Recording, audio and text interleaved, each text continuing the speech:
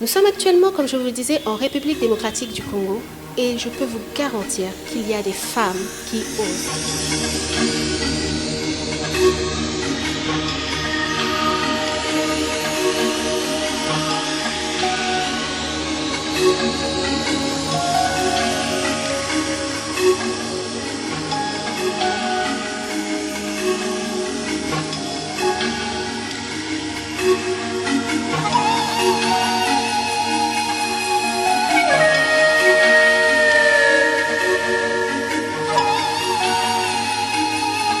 Il est possible de commencer de zéro et devenir une héroïne.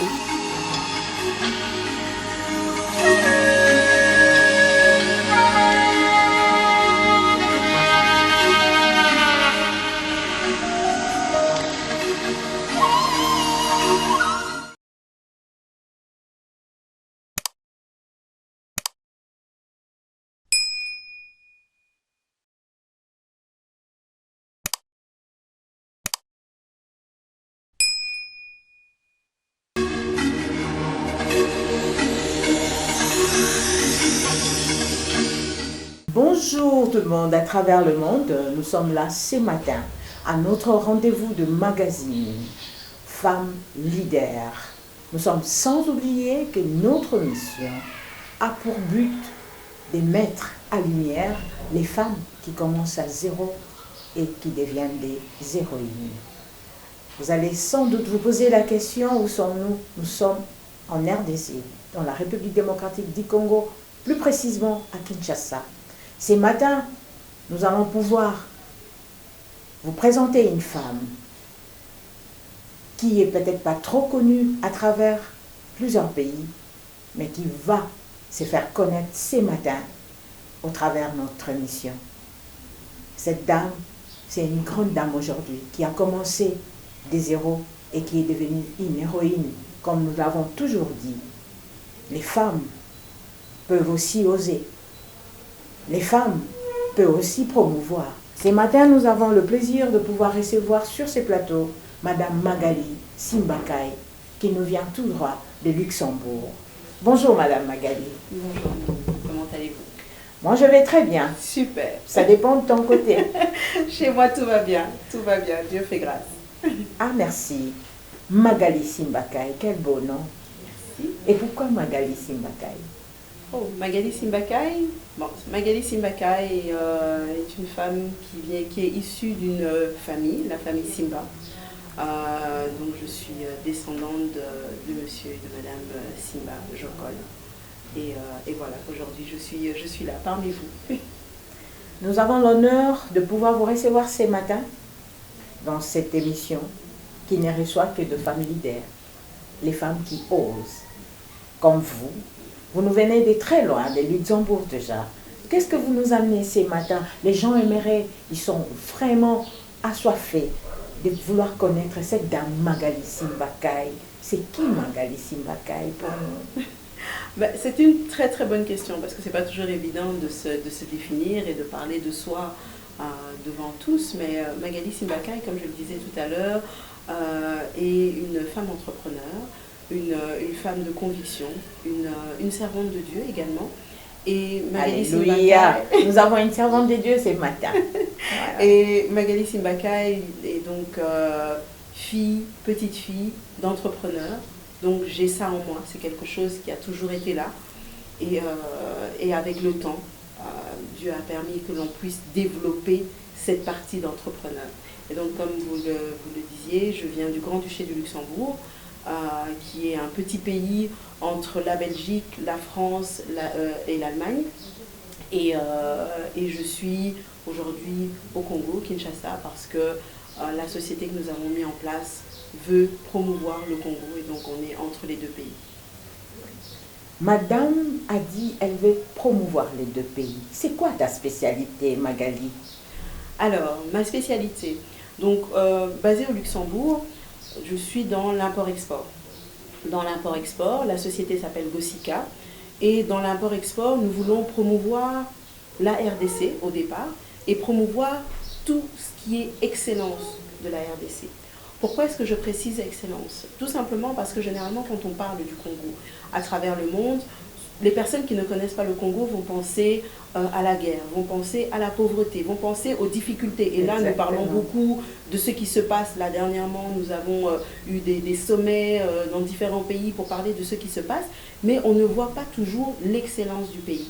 Quand je parle d'excellence, je vois surtout, entre guillemets, la mine d'or qu'est le Congo en termes de richesse culinaire. Donc, nous voulons promouvoir des produits du Congo, mais nous voulons aussi parler des différentes cultures qu'il y a au Congo. Parce que nous considérons que le Congo, c'est vraiment un métissage au sein de l'Afrique. Pour nous, c'est très important de pouvoir le promouvoir. Et quand nous venons du Grand-Duché du Luxembourg, qui est un tout petit pays, on ne le connaît pas toujours, on le connaît beaucoup pour sa plateforme financière, mais le Luxembourg est aussi un pays qui aime l'excellence. C'est un petit pays, mais qui aime, voilà, dès qu'il y a de l'excellence, aujourd'hui, quand vous allez au Grand-Duché du Luxembourg, vous allez voir des gens, par exemple, qui vont dans les restaurants, qui veulent de très bons restaurants, qui veulent avoir un service de qualité. Et donc, pour répondre un petit peu à ce que le Grand-Duché apprécie, nous avons voulu leur présenter le Congo. Ainsi, au travers de notre société, Gossika, nous avons commencé à importer des produits venant du Congo, pour présenter au Grand-Duché du Luxembourg des produits du terroir. Donc par exemple, vous allez manger au Luxembourg, vous pouvez manger des produits qui sont trouvés dans des épiceries, etc. Mais pour nous, au travers de notre entreprise d'importation, nous avons voulu prendre des produits qui viennent directement du Congo pour faire découvrir des produits du terroir du Congo, pour avoir le goût. Pourquoi? Parce que les produits qui viennent du Congo sont différents. Nous avons voulu montrer la différence en termes culturels du Congo. Parce qu'au Congo, nous avons les différentes régions avec différents peuples et nous voyons vraiment le métissage. Et au Luxembourg, c'est un pays de métissage. Attends, Magali. J'ai dit beaucoup de choses. Les Grands-Duchés du Luxembourg t'appellent Magali. Il y a une certaine intimité là-dedans. Il y a un petit secret que nous voudrions découvrir ce matin. C'est qui t'a amené à pouvoir penser à exporter, importer de la marchandise congolaise pour le Luxembourg afin de pouvoir changer, mettre du métissage dans le monde culinaire. De quoi tu es parti pour en arriver là? Déjà, bon, originaire du Congo, j'ai cette partie-là, même si je vis depuis aujourd'hui plusieurs années au Grand-Duché du Luxembourg, c'est quelque chose que j'avais. Mais au-delà de ça, on a parlé de Magali, de savoir qui était Magali. Donc je disais Magali, une femme entrepreneur, une femme de conviction, une servante de Dieu, mais également une femme, épouse et une mère. Ok, Magali, les duchés du Luxembourg est femme, épouse et mère. Vous êtes mariée, mère de combien d'enfants? Par curiosité, si ça vous dérange. Je suis mariée et mère de 2 enfants. Et notre famille est une famille métissée.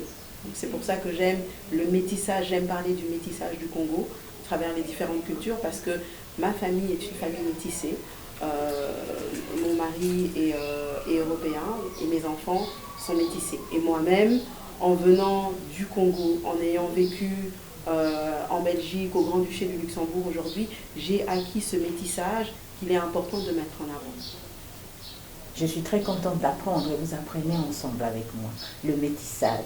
Même dans le culinaire, il y a le métissage. Tout à fait, tout à fait. Comment tu concilies ta vie de femme mariée, mère des enfants, mère dans un foyer, femme entreprenante? C'est pas si difficile que ça? Ça peut l'être parce que, en effet, on doit penser à beaucoup de choses. Donc là, par exemple, je suis sur Kinshasa actuellement, j'ai laissé ma famille, j'ai laissé mon mari et mes enfants, et d'ailleurs ma petite fille, la cadette hier me disait « Maman, tu me manques ». Donc du coup, voilà, c'est pas évident, mais ensemble, en famille, nous avons décidé de promouvoir le Congo. Et pourquoi est-ce que je dis ensemble en famille? Parce qu'au Grand-Duché du Luxembourg, en important, nous avions mis en place le premier restaurant congolais qui présentait l'excellence du Congo, qui se voulait être une ambassade culturelle. Et je dis, je parle à l'imparfait pour l'instant, parce que pour l'instant nous sommes fermés depuis quelques mois, mais voilà, je suis en recherche d'un local et nous avions ouvert le restaurant qui s'appelle La Métisse, qui présentait donc l'excellence du Congo et nous travaillons en famille. Donc mes enfants venaient aider, mon mari aidait, parlait même de l'histoire du Congo. Wow. Il est vraiment investi par rapport au Congo. Et donc nous, ensemble, en famille, nous mettions en avant l'excellence du Congo. Donc du coup, tout en étant mère, tout en étant épouse, ben nous travaillons ensemble dans cette mise en avant de ce qui pour nous est important, le métissage. Nous comprenons combien les Congolais est un sosotembe, comme on dit. Il est partout. Tout à fait. Il influence même dans l'amour. Hein? Une Congolaise entreprenante, très entreprenante. Qu'avez-vous déjà du concret que vous avez eu à réaliser depuis que vous avez commencé? Mais comme je disais, donc il y a le restaurant. Ça a été un de nos plus grands accomplissements. Pourquoi est-ce que je le dis? Parce que en étant le premier et le seul restaurant congolais au Grand-Duché de Luxembourg et en se mettant à un niveau gastronomique au Grand-Duché de Luxembourg, on présentait autre chose. Ça, c'est quelque chose qui est assez rare. Souvent, on a tendance à prendre, par exemple, à importer des produits et à les présenter sans pour autant se poser la question. On a voulu se mettre à ce niveau d'ambassade culturelle. Donc, ce n'était pas seulement vous venez vous manger chez nous, mais c'était vous venez, vous mangez, donc vous découvrez des produits qui viennent des différentes régions du Congo. Et au-delà de ça, vous allez aussi découvrir, par exemple, des boissons du Congo. Donc, on faisait importer les bières du Congo, la Simba, la Tembo, des choses comme ça, mais aussi on parlait du Congo, donc on parlait de la mixité qu'on avait au Congo, de la mixité dans les régions. Donc ça, c'est un accomplissement. Mais au-delà d'être dans la restauration, pendant 15 ans, j'ai été active dans la finance. J'ai été active dans la finance, donc tous ces éléments m'ont permis de voir l'importance de mettre en avant des choses qui nous touchent. Nous pouvons aussi dire qu'aujourd'hui, quand il y a quelqu'un qui va au Luxembourg, il n'a pas à s'inquiéter. C'est question de s'adresser où se trouve le métier. Magali, nous pouvons réaliser combien vous êtes très brave, combien vous êtes très courageuse. Comment vous sentez-vous dans votre peau quand vous donnez le meilleur de vous-même, loin de votre pays? Mais j'aime donner le meilleur de moi-même et je pense qu'au-delà de tout, c'est aussi lié à mes convictions, au fait que je sois une chrétienne, une croyante. D'accord? Et je pars du principe que quand on croit en Dieu, qu'on a en nous cet amour, on a envie de partager cet amour. Et pour moi, parler du Congo, permettre que au travers de notre société, on soit un pont entre l'Europe et le Congo. Pour nous, c'est présenter l'amour que Dieu a donné au travers de ces différents pays. À la fois, tu es en train de valoriser tes origines.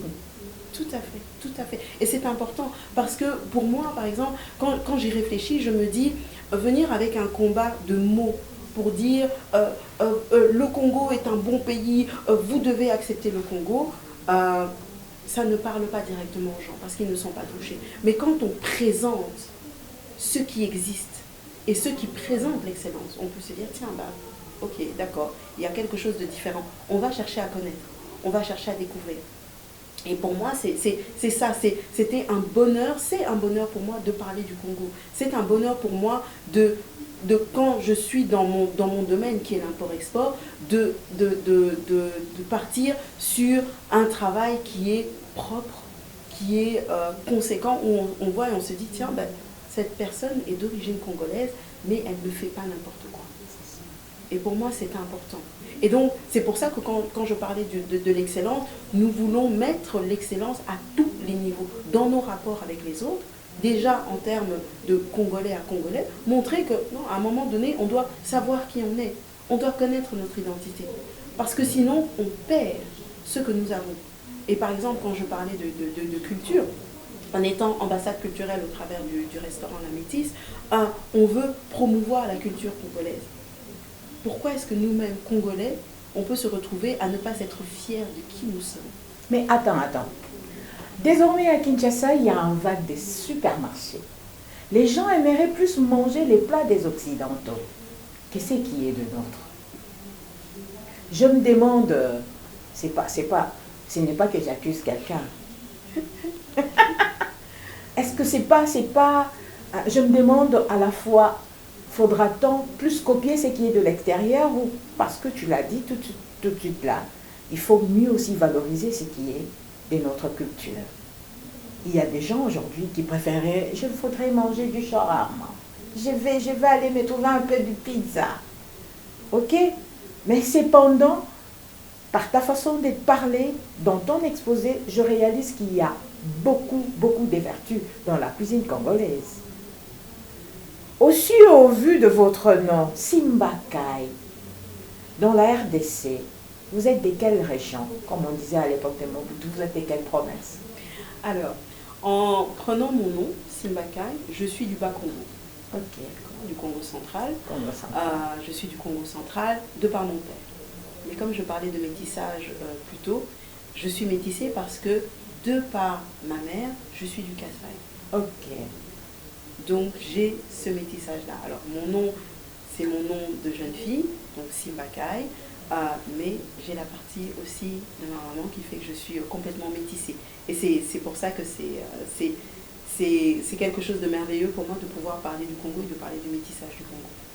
Ah oui, tu parles du métissage, à la fois je me dis, étant originaire de Congo, par les trichements de ces métissages Congo central, Kasaï, aujourd'hui je me retrouve au Grand-Duché du Luxembourg, chez les Métis. Sûrement Madame Magali a un plat plus spécial, lequel quand elle expose, elle a dit qu'elle est ambassadrice. Tout à fait. Dans ces mondes culinaires. Quel est ce plat, lequel quand vous le mettez sur le marché, ça émerveille le monde et qui vous apporte de l'argent? Alors, le plat, je dirais le plat phare. La recette phare. Voilà, c'est ce que nous appelons le jokol. C'est un plat de poulet moussaka, sauce moine. D'accord. Okay. Et pour nous, c'est vraiment le plat. Attends, à Kinshasa, quand on dit sauce moine, sauce moussaka, c'est avec le noix de palme. La noix de palme, voilà, tout à fait. Alors, pour toi, c'est avec la moine, la pâte d'arachide, ou c'est avec, avec le noix de palme? Non, le jokol, c'est avec la noix de palme. Voulez-vous nous en parler un peu plus? Oui, alors, donc déjà, je pense que c'est important de préciser pourquoi est-ce que j'ai donné un nom à ce plat-là. Oui. Mais tout simplement parce que, comme je disais quand je parlais de métissage, on veut faire découvrir les différentes régions du Congo. Donc nous avons pris des plats qui parlent de ces différentes régions. Donc vous allez avoir un plat, le jokol est spécial, et je vais vous l'expliquer. Vous allez avoir par exemple un plat qui s'appelle le Kinshasa. Le Kinshasa, chez nous, c'est quoi? C'est le poulet arachide, le poulet moine arachide. Pourquoi? Parce que c'est ce que j'ai apprécié manger quand j'étais à Kinshasa. C'est tellement bon, ça je sais. Le poulet arachide, voilà, ça me parle. Ça relaxe quand on mange. J'aurais bien voulu voir ça ce matin pour pouvoir déguster un petit peu. Vous allez avoir par exemple le mbujimai. Voilà. Le plat mbujimai qui présente les ndakala, les bien. fretins frits. Pourquoi mbujimai? Alors, nous précisons aux personnes que ce sont les fretins qui viennent directement du lac Tanganyika. Okay. Mais nous l'avons appelé mbujimai parce que c'est apprécié par les personnes de cette région-là. Vous allez avoir le mbandaka. Le mbandaka, c'est poisson fumé. Le poisson fumé qui vient directement de Mbandaka. Comme moi, je ne suis pas Moulouba, mais quand je dois manger des ndakal avec un peu du pondo, je n'ai pas envie de terminer, tu vois. Donc, c'est le métissage. Voilà, c'est vraiment présenter comme ça les différents plats au travers des noms de villes types. Et donc, nous avons la carte qui présente. Maintenant, le jokol, c'est un petit peu spécial parce que c'est notre produit phare. Mais également, il s'appelle jokol simplement parce que mes grands-parents avaient le premier hôtel-restaurant ici à Kinshasa, qui était situé à Kasavubu, qui s'appelait le Jokol. Okay. Et c'était dans ce restaurant-là que les grands-parents présentaient ce plat. Et donc, vous alliez avoir aussi bien des Congolais que des Européens qui venaient manger et qui appréciaient. Donc aujourd'hui, quand on présente le Jokol au Grand-Duché du Luxembourg, les gens découvrent la noix de palme. Et la noix de palme, aujourd'hui en Europe, est décriée. La noix de palme est décriée en disant mais c'est pas un bon produit, c'est dangereux, etc. Et nous, on veut leur montrer ce plat et leur montrer que non, vous n'avez pas à le décrier parce que c'est une sauce qui est légère, on le fait de manière légère, donc vous pouvez vraiment l'apprécier. Et c'est comme ça qu'on met en avant notre produit phare. Wow. Nous comprenons que la cuisine congolaise influence. Tout à fait. Et curieusement, en fait, Magali, quand nous présentons nos recettes congolaises à d'autres personnes qui viennent de l'extérieur, ils tombent amoureux. Ah oui. Ah oui. Ils tombent amoureux. Donc, il y a tellement de vertus. Et quand tu parles des jokol, je crois que En lingala, on dit bakuba, bakubwa ya kassav à l'époque, kassavubu bien sûr, baebi plawana, jokol. À travers le monde, le lingala, ceux-là qui ont déjà été à Kinshasa savent qu'un peu de lingala, c'est comme ajouter un peu du piment dans la sauce. Hein. Ça donne la joie de parler. Alors Magali, quelles sont tes ambitions le plus nobles pour l'instant par rapport à ces restaurants et par rapport à cette activité laquelle tu as déjà commencé et entrepris? Alors, par rapport à cette activité, mon rêve serait de l'importer dans différents pays à travers le monde pour être partout où c'est possible ambassadeur du Congo, ambassade culturelle du Congo. Revenir au Congo aussi, ouvrir un restaurant au Congo pour qu'on puisse découvrir autre chose. C'est vrai qu'on mange à la maison. Moi, au Grand-Duché du Luxembourg, j'ai quand même quelques personnes qui me disent « Oui, mais le pondou, par exemple, je le mange à la maison. » Je dis « Oui, tu le manges à la maison, mais ça te permet de le manger différemment et aussi de sortir. Un Européen, il ne se pose pas la question de les frites, par exemple, je les mange tous les jours à la maison, les patates, je les mange à la maison. Il a envie de sortir, il a envie d'aller au restaurant, il va prendre un steak frites, ce qu'il peut préparer chez lui aussi. Pourquoi? Parce que c'est intéressant de pouvoir sortir, de voir du monde. Attends Magali, mais à la fois tu as une politique de pouvoir arracher les maris d'autrui. Hein? Quand ils commencent à venir chez toi, chez Métis, les hommes là ne vont plus manger la nourriture préparée par leurs femmes. Aussi, parce que la manière dont je présente les plats à la Métis, c'est plus pour rappeler ce qu'on mangeait à la maison. Donc par exemple, nous avons beaucoup de clients, mais des jeunes cadres dynamiques, des jeunes africains, des jeunes européens, des jeunes d'un peu partout, métissés de nouveau. Mais quand ils mangent, ce qu'ils nous disent toujours, ils disent « Ah, quand j'ai mangé, là, j'ai eu l'impression de manger les plats de ma maman, de manger les plats de ma grand-mère. » Donc du coup, c'est ce que nous voulons mettre en avant. C'est ce que nous voulons mettre en avant. Détourner le mari d'autrui, certainement pas. Au contraire, lui dire « Tu vois ce que tu manges ici, tu peux en parler. » Parce que quand nous sommes en Europe, en général, en Europe, en Amérique et tout, c'est promouvoir notre pays en disant, voilà, je vais venir avec des collègues qui découvrent ce qu'il y a de bien, qui ne me voient pas juste comme un Congolais parmi tant d'autres, mais qui voient un Congolais qui apporte l'excellence du pays. Attends, j'aimerais rendre ton mari un peu jaloux. Quand sa femme est en train de parler comme ça, je me dis, il doit être très fier d'avoir une femme pareille. Comment tu te sens quand tu offres ce plat, ces recettes à tes clients, et ils viennent te dire Magali, merci? C'est juste pour provoquer quelqu'un. Comment il se sent dans sa peau? Parce que quelqu'un a dit derrière un grand homme, il y a une grande femme. Derrière une grande femme, il y a un grand homme. Comment il se sent t'avoir à ses côtés? Cette femme à la fois qui assure la continuité de sa santé, avec de la nourriture qui est originale du pays de sa femme. Il arrive aussi à déguster. À la fois, je t'ai posé beaucoup de questions. Est-ce que tu peux nous aider à mieux comprendre? Alors, il est très fier. Il est très fier. Et ce qui est bien, c'est que souvent, c'est lui qui est en avant. C'est lui qui parle aux clients, c'est lui qui échange avec les clients. Donc, quand ils apprécient, des fois, ils ne me voient pas parce qu'il m'arrive d'être au niveau de la cuisine, de vérifier que tout se passe bien, etc. Donc, c'est à lui qu'on va dire. Donc, du coup, il a le sourire. Il est fier de se dire, nous avons pu apporter quelque chose dans ce petit pays où nous évoluons. Donc il est fier, il est très très fier. Aujourd'hui, déjà avec le Covid, le monde entier à travers le net a développé les magasins online. Vous ne vous sentez pas débordé de foi par le demande des gens et surtout que maintenant vous avez fermé en attendant d'ouvrir quelque part? Ah si. Si, parce que, ce qu'on a déjà, c'est par exemple, on a aussi un e-shop, donc une boutique en ligne, pour présenter les produits. Donc comme je disais, on ne présentait pas au restaurant que les plats, mais on allait aussi présenter certains produits. Donc sans en faire la publicité, je vais par exemple vous dire qu'on présentait le chocolat du Virunga.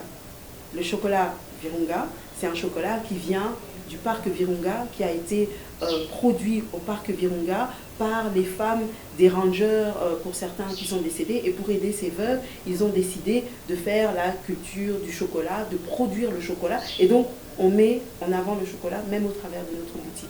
On présente un produit comme le rhum, le Kwilu rhum, et ainsi on peut parler de la région où se trouve la ville de Kwilungongo.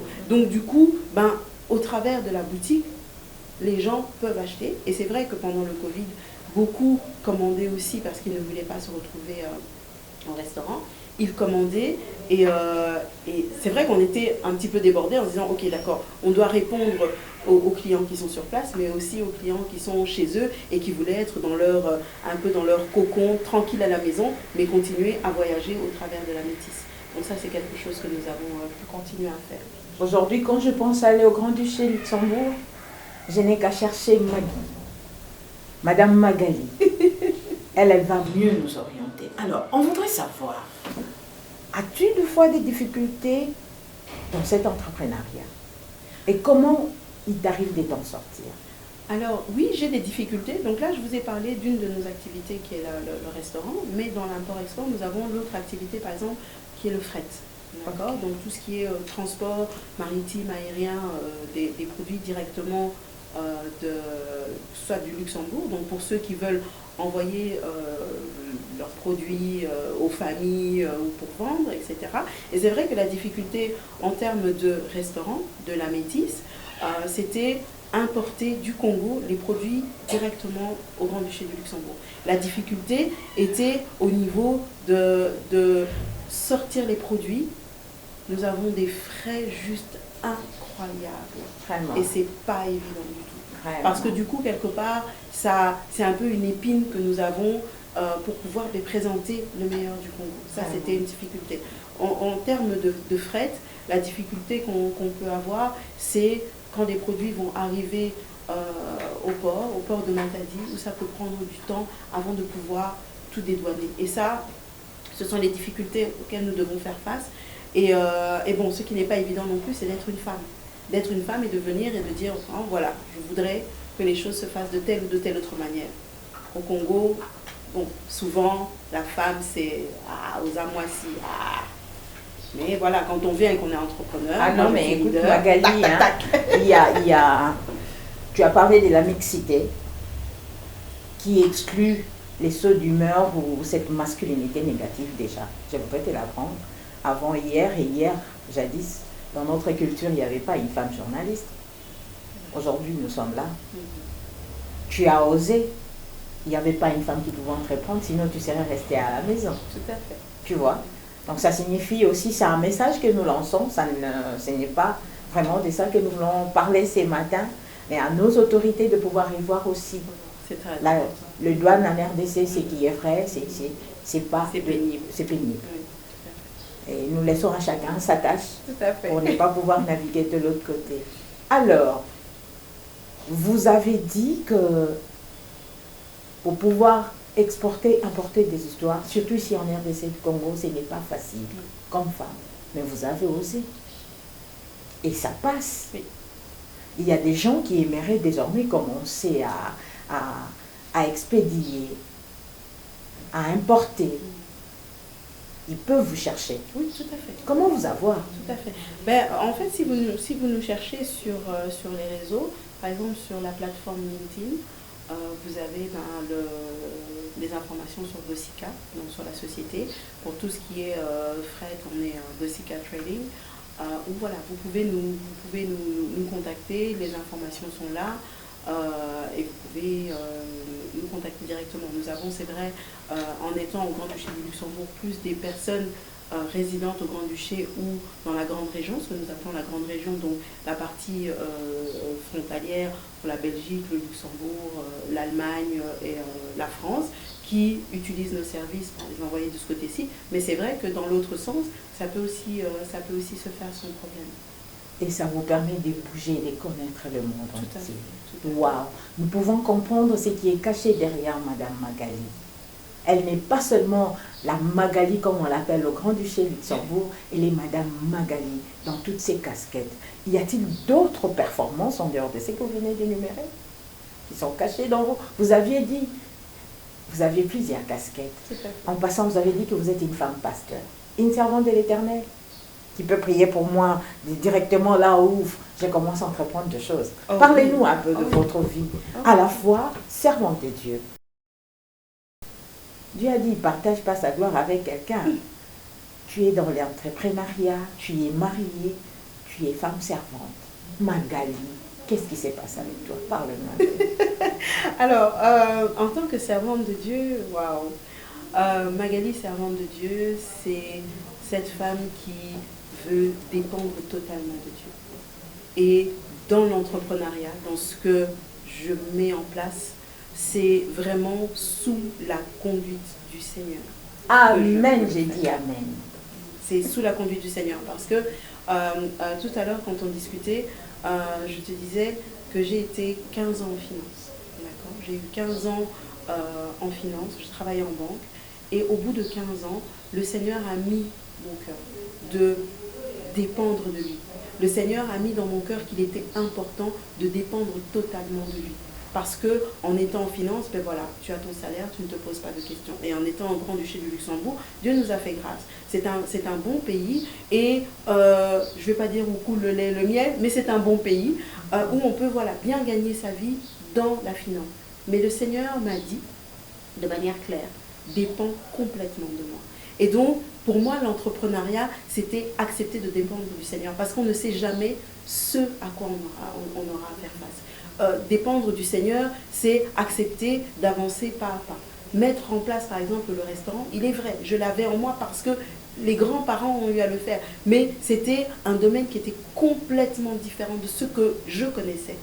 J'ai un bac plus 5 en commerce international. Pour moi, voilà, j'allais m'accrocher à ça. Finance, c'était très bien, j'étais très bien.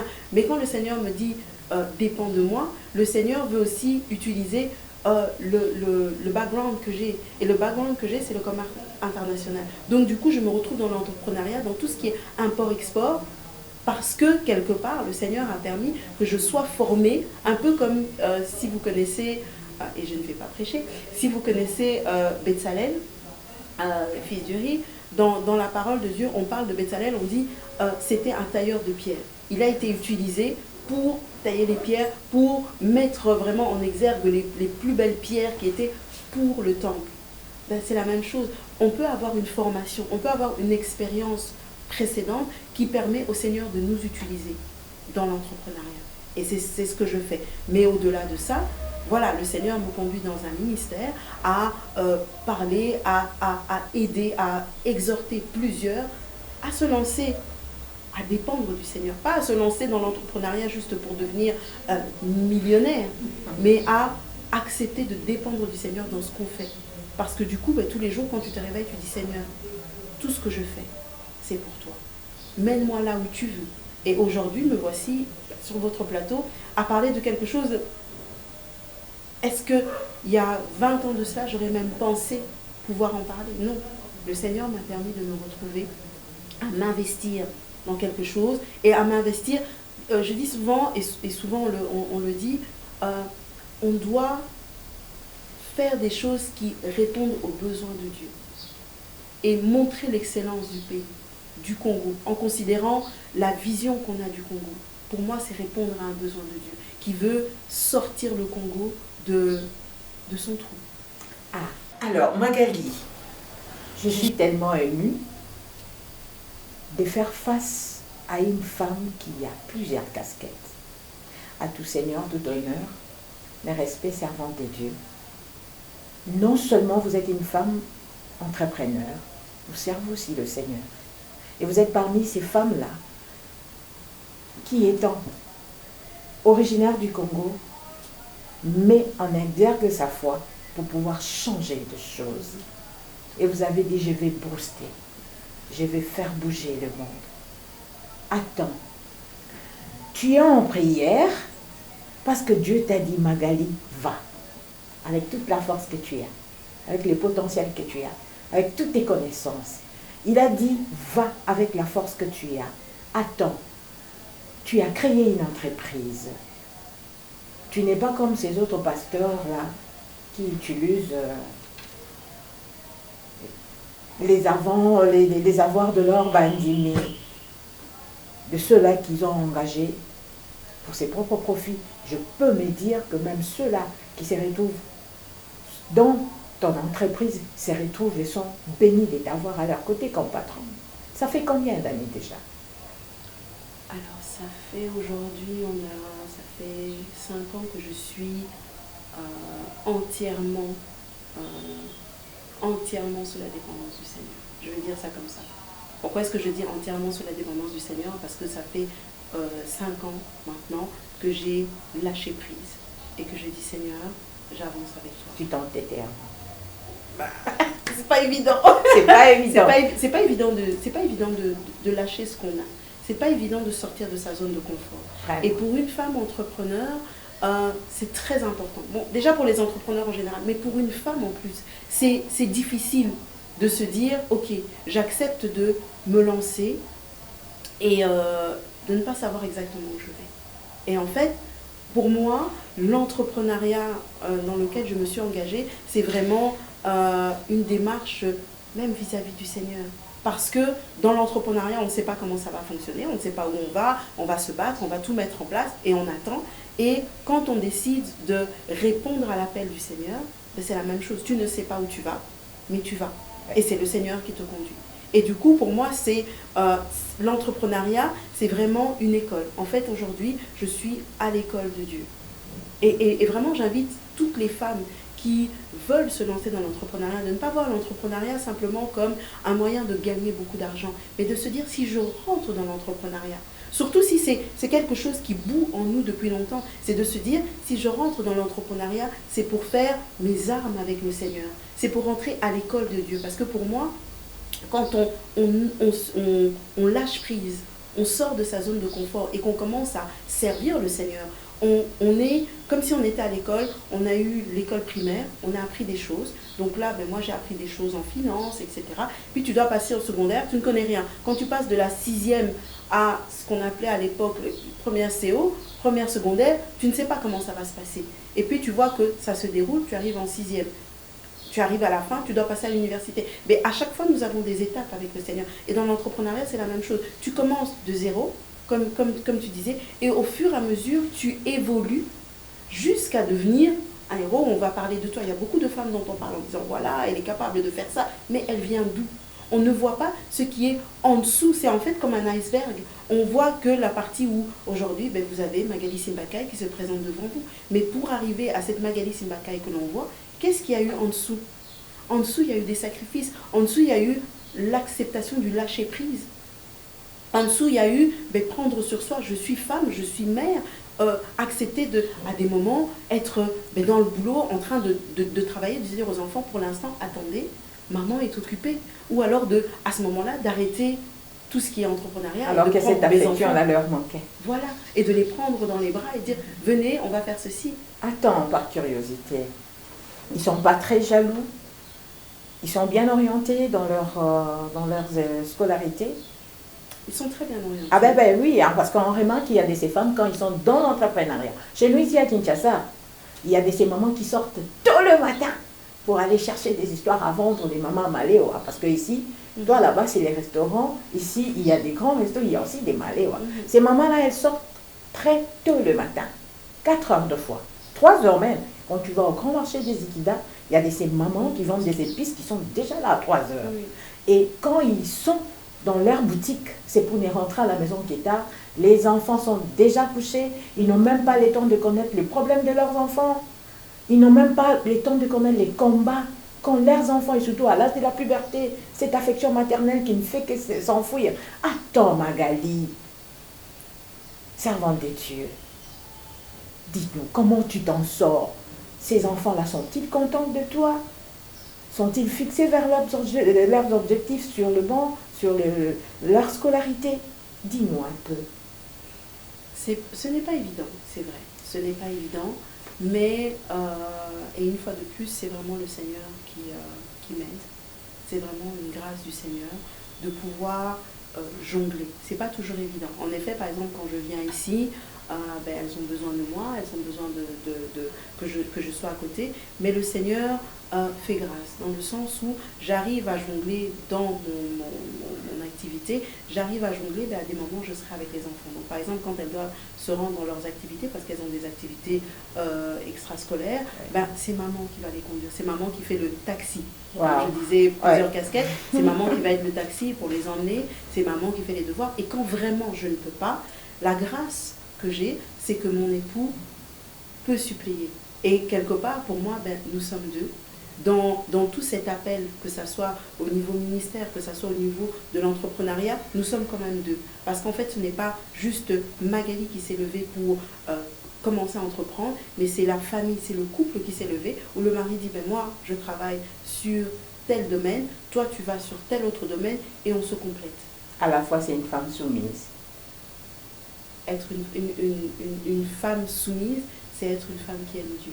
Quand on aime Dieu, on n'a pas d'autre choix que de se soumettre. Amen. Parce que l'amour nous pousse à nous soumettre, sans même qu'on nous l'impose. Raison pour laquelle, dans la parole, qu'est-ce qu'il est dit? Hommes, aimez vos femmes. Quand un homme aime sa femme, quand il lui montre son amour, la femme n'a pas besoin qu'on lui dise maintenant tu dois m'obéir. Au contraire, elle va se soumettre et prendre soin, faire ce qui est nécessaire. Donc du coup, j'aime le Seigneur, donc je me soumets sans même me poser de questions à mon Dieu et à celui que Dieu a mis à mes côtés et même au-dessus de moi, qui est entre moi et Dieu. Parce que je suis femme et je suis à ce niveau-là. Attends, tu as parlé d'un iceberg ici. Je revois encore les films des Titanic. Dans cet iceberg, il y a eu 2 personnes qui ont été sauvées.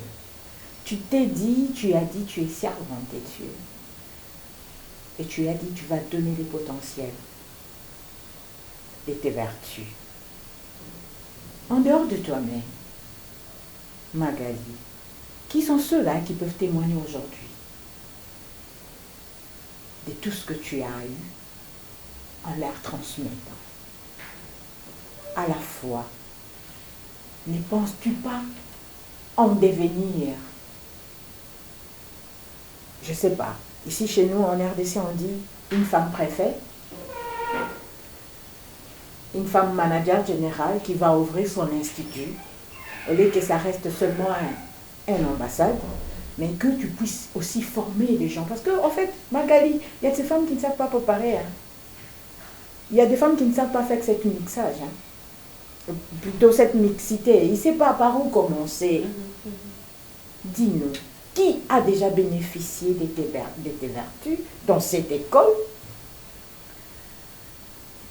J'ai quelques personnes, principalement au Luxembourg, évidemment, quelques personnes qui marchent à mes côtés et qui peuvent bénéficier de ces casquettes-là. Peuvent bénéficier de la casquette femme entrepreneur, qui peuvent bénéficier des conseils pour se lancer. À la fois, vous êtes consultante. sans le savoir. Moi, je saute en premier, je vais la consulter. Donc voilà, pour ouvrir en se disant, Magali, tu as de l'expérience, comment tu as fait? Et donc, moi, je pars toujours je donne mon témoignage. Parce que pour moi, c'est un témoignage. C'est pas juste une expérience, mais c'est un témoignage. Parce que comme je te le disais, pour sortir de la finance et rentrer dans l'entrepreneuriat, ça a été une discussion avec Dieu. Et donc pour moi, c'est pouvoir conseiller en disant, quelle est ta relation avec Dieu? Sur base de ta relation avec Dieu, ce que tu ressens au fond de ton cœur. Attends Magali, attends. Est-ce que tu ne t'es pas trop sentie arrogante avec plein de casquettes? Tu te dis, waouh, cette fois-là, c'est moi. Avec vos réalités en Europe, nous, on apprend que des fois, là-bas, c'est juste l'amour. Parce que tu as la facilité de te trouver un job. Quand tu as déjà tes documents, l'homme, c'est juste pour un désir, entre guillemets. Et je me dis, quand je te vois, c'est comme ça que je dis, y a-t-il de bénéfices d'être à côté de cette femme si brave, entrepreneur? Je pense que oui, parce que orgueil, je ne peux pas l'avoir. Orgueil, je ne peux pas l'avoir parce que tout ce que je suis, c'est ce que le Seigneur avait préparé d'avance. Amen. Et parce que le Seigneur l'a préparé d'avance, je n'ai qu'à marcher dans ce que le Seigneur me demande. Je ne peux pas, en tout cas, c'est ma compréhension de la vie. Je ne vois pas et je ne peux pas penser que parce que j'ai toutes ces casquettes-là, comme on aime le dire à Kinshasa, Nakomi, je suis devenue quelqu'un. Non, je ne suis rien. Je suis quelqu'un qu'aux yeux de Dieu et dans la manière dont Dieu va m'utiliser à côté de X, Y, Z. Donc du coup, Non, je suis quelqu'un, le Seigneur me donne, c'est une grâce pour moi d'avoir un mari et d'avoir ce mari-là. Je suis à côté de lui, je Qui suis vous une aime aide. bien, qui est fier de vous. Qui est fier de moi. Waouh.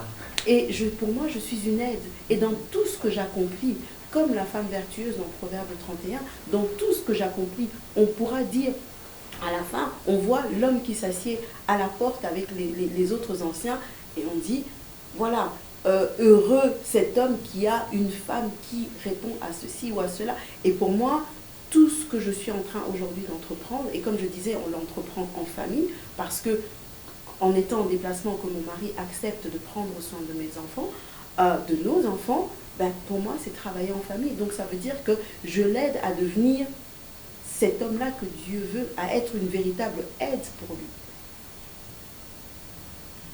Nous arrivons tout doucement à la fin de ces magazines.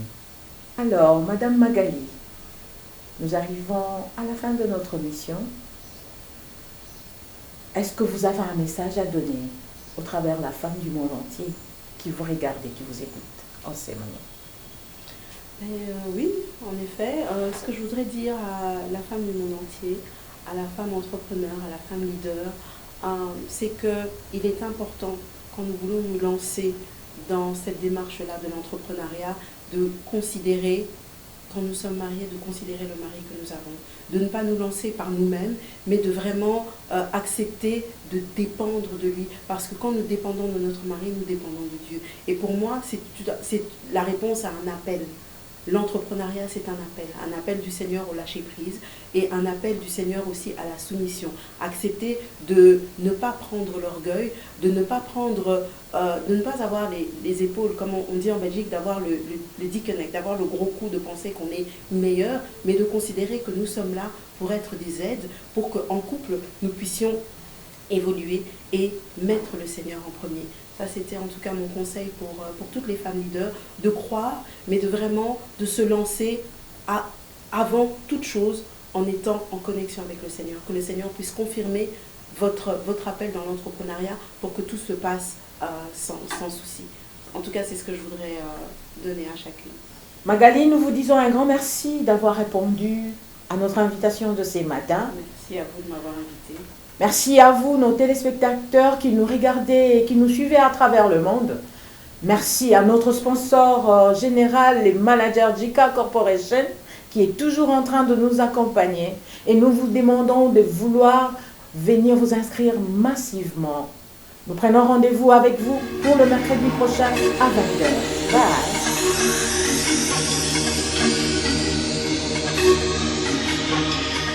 Nous sommes actuellement, comme je vous le disais, en République démocratique du Congo et je peux vous garantir qu'il y a des femmes qui osent.